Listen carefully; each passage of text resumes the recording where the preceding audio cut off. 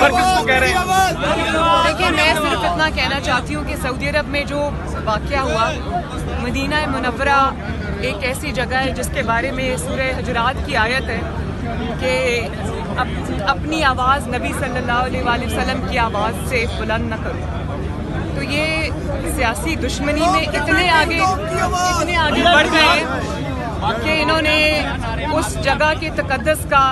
اس ہستی کا لحاظ نہیں کیا جو اللہ تعالیٰ کی محبوب ہستی ہے. تو میں سمجھتی ہوں کہ صرف پاکستان میں نہیں بلکہ اکراس دا گلوب مسلمانوں کے جذبات ہرٹ ہوئے اور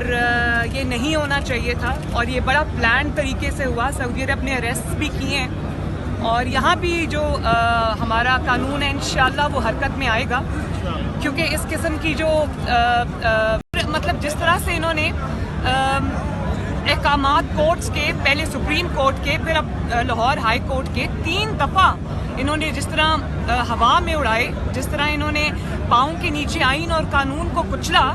یہ اور اس کے بعد اب بھی بچوں کی طرح بچے بھی اس طرح نہیں کرتے کہ اگر ہمیں نہیں ملا تو ہم کسی کو بھی نہیں لینے دیں گے. یہ بات مسلم لیگ نون یا حمزہ شہباز کی نہیں ہے، یہ پنجاب کے عوام کا حق ہے جو ان کو ملا ہے،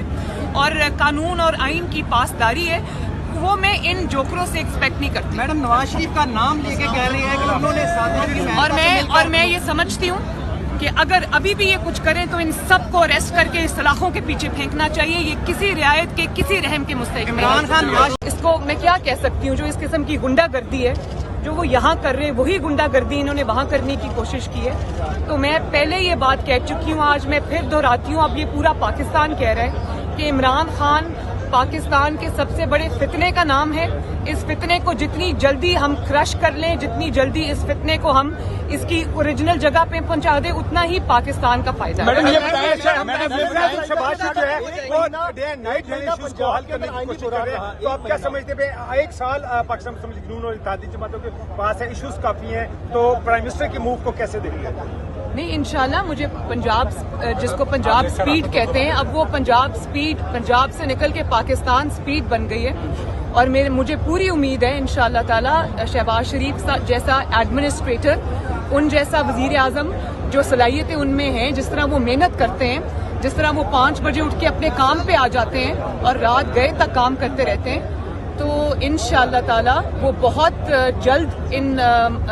جو بھی چیلنجز ہیں ان پہ قابو پا لیں گے، اور انشاءاللہ پاکستان کے عوام کو گورننس میں اور باقی سب معاملات میں بہتری نظر آئے گی. ایک مہینہ پنجاب میں آئینی بحران جاری رہا، اس کو آپ کس طرح دیکھتی ہیں؟ اور آج بھی زبردستی گھر بھیجا گیا. دیکھیں پاکستان پنجاب کے اندر جو انہوں نے کیا، جو انہوں نے پہلے نیشنل اسمبلی میں کیا،